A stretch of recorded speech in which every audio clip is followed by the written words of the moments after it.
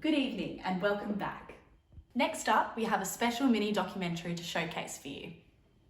Our very own reporter Grace Collins takes a deep dive into the concept of recovery plans. Grace will tell us exactly what these recovery plans are, what they hope to achieve, and discusses just how effective these plans are in protecting our unique environment. We hope you enjoy. As Australians, we're extremely lucky to be surrounded by a great abundance of unique plants and animals. The southwest of WA is considered one of 36 global biodiversity hotspots, but unfortunately has the highest concentration of rare and threatened species in the country. To combat this, the Australian government is spending millions of dollars each year in various methods to conserve and protect our native environments. It is estimated that the Australian government spent $49.6 million in the 2018-19 financial year on targeted threatened species actions. Today I'm here to discuss whether or not this money is actually being put to good use and why more funding is necessary. Throughout, I'll be referencing multiple studies that conducted statistical analysis to compare hundreds of endangered or threatened species based on their abundance and distribution, including species with and without recovery plans currently in place at the time of the study. The main benefit we can see from recovery plans is that most of the time they do prevent any further harm done to the focus populations. However, multiple studies conducted in Australia since 2001 have found no evidence that the presence of recovery plans show an improvement in species population or health. The opposite was found in America, where numerous studies conducted agreed that recovery plans did significantly increase the likelihood of a species population improving.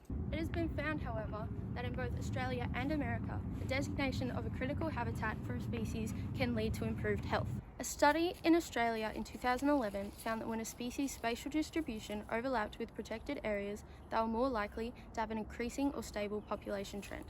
Aside from this, there are many indirect benefits gained from recovery plans. Planning processes can increase public awareness on a species and lead to greater scientific knowledge. Currently, I'm walking in Trig Bushland, a formerly C-class reserve that was updated to Class A in 1989 at the insistence of local residents to protect and conserve the native flora and fauna inhabiting the area. One of these species is the Carnaby's cockatoo, considered endangered by the IUCN, and behind me is a direct action taken due to the recovery plan implemented for the cockatoo. In the tree, we can see an artificial hollow that has been constructed to encourage the bird species to make a nest and reproduce.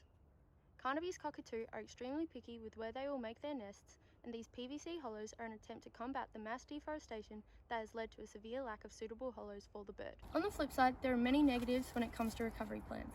In terms of efficacy, there is no evidence that these plans has led to an increase in species population in Australia. This is not to say that this effort should be abandoned, however, there are many areas for improvement. Factors potentially contributing to the recovery plan's lack of success include their inconsistency surrounding what can be considered recovered and rarely a clear outline of what indicators represent improvement. The lack of funding available to implement comprehensive plans, the continuous monitoring and research efforts that are needed to make sure things are working, and the large time frame required for the recovery plan to be implemented. Further to this, recovery plans as a concept tend to be biased towards larger, more charismatic animals. As a result, other species who may have a higher chance of recovery tend to be ignored. Additionally, much conflict can be created amongst landowners and stakeholders.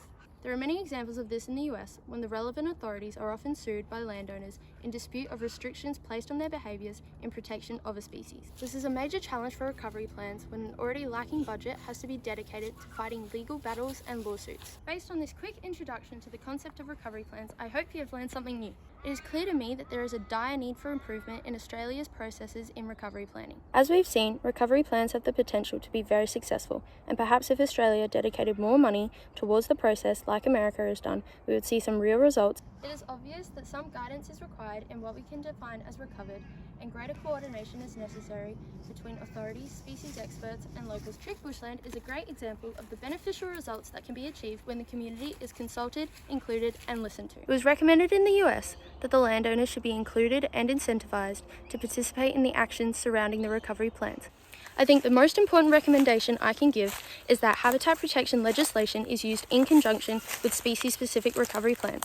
This will mean that the cause of the damage would have been accounted for before rehabilitation efforts commenced. Thank you for joining me today as we explored the nuances surrounding species conservation and protection. I hope you have all enjoyed and will join me next week when we discuss the Banksia ironthecapa, just a shrub or a national treasure.